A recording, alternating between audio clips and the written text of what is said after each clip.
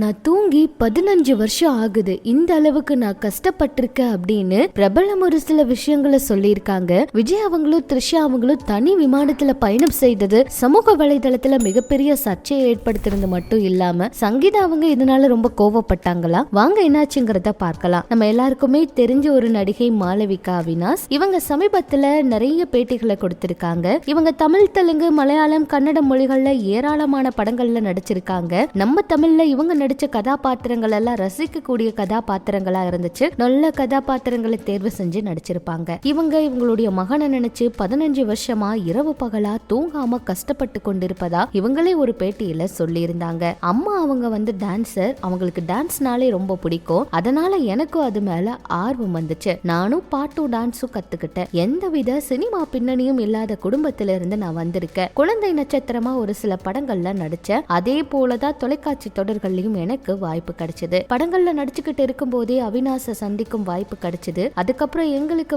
Understanding இருந்துச்சு. திருமணம் பண்ணிக்கிட்டோம். 15 வருஷம் வயது வித்தியாசம் இருக்குது. திருமணத்துக்கு அப்புறமா எங்களுக்கு காலவு பிறந்தான். அவன் ரொம்பவே அழகா, ஆனா பேச முடியல. அதை கேட்கும் போது எங்களுக்கு இதயமே நொறுங்கிருச்சு. அங்க போங்க இங்க போங்கன்னு டாக்டர் சொல்ற விஷயங்களை கேட்டு அட்வைஸ் பண்ணிக்கிட்டே இருந்தாங்க.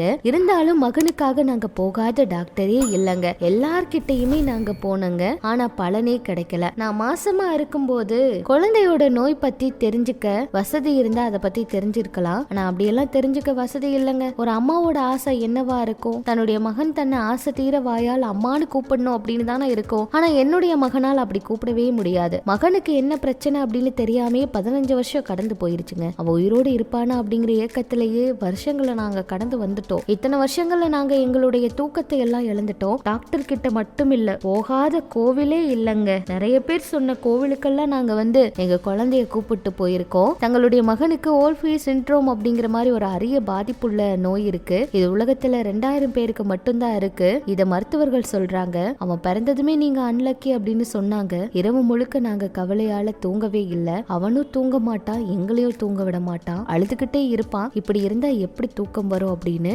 மாளவிகா அவங்க மனவேதனையோட ஒரு சில விஷயங்களை பேசி இருந்தாங்க. அந்த பேட்டியை கேட்ட ரசிகர்கள் எல்லாம் இவ்வளவு நல்ல நடிகைக்கு இப்படி ஒரு கஷ்டமா அப்படின்னு சொல்லி ஆறுதலும் சொல்றாங்க. இப்படி இது ஒரு பக்கம் இருக்க, நடிகர் விஜய் அவங்களும் த்ரிஷா அவங்களும் சமீபத்துல கீர்த்தி சுரேஷ் அவங்களுடைய திருமணத்துக்கு போன ஒரு வீடியோ சமூக வலைதளத்துல வைரல் ஆயிட்டு இருக்குங்க. இத பார்த்த நிறைய பேர் தேவையில்லாத கருத்துக்களை எல்லாம் பதிவிட்டு இப்ப அதிகமா அந்த வீடியோக்களை வைரல் ஆக்கி பயங்கரமா சர்ச்சையும் கிளப்பி விட்டுட்டு இருக்காங்க. த்ரிஷா அவங்களும் விஜய் அவங்களும் சேர்ந்து கீர்த்தி சுரேஷ் அவங்களுடைய திருமணத்துக்கு தனி விமானத்துல போயிருக்காங்க அப்படிங்கிற மாதிரி எல்லாம் இந்த செய்தி எழுதிட்டு இருக்காங்க. ஏற்கனவே சங்கீதா அவங்க பேசுறது இல்லையா, சங்கீதா அவங்க இது எதுவுமே கண்டுக்கிறது இல்லையா, அவங்க விஜயவர் கூட இல்லையா அப்படின்னு ஏகப்பட்ட கேள்விகளை கேட்டு இந்த விஷயத்தையே அதிகமா கிளப்பி விட்டுட்டு இருக்காங்க. இந்த நிலையில இப்ப த்ரிஷா அவங்களும் விஜயவரும் தனி விமானத்துல போனதுனால சங்கீதா அவங்க கோவப்பட்டாங்க அப்படின்னு எல்லாம் கூட சொல்லிட்டு இருக்காங்க.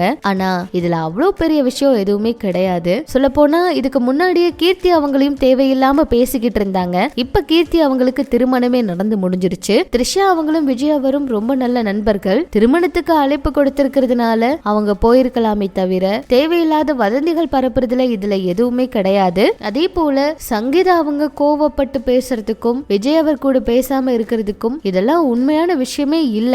அரசியல் பக்கம் விஜயவர் வந்ததுனால குடும்பத்தையோ அரசியல் பக்கம் இழுக்க வேண்டாம்னு சொல்லிதான் இந்த மாதிரி இருக்காங்களே தவிர வேற எந்த காரணமும் இல்ல அப்படிங்கிற மாதிரிதான் ஒரு சில தகவல்கள் வெளியாகிட்டு இருக்குங்க. இதெல்லாம் பற்றி உங்களோட கருத்துக்களை சொல்லுங்க. இனிமே இது போல நிறைய சினிமா தகவல்களை தெரிஞ்சுக்க மறக்காம நம்ம சேனலை ஃபாலோ பண்ணுங்க.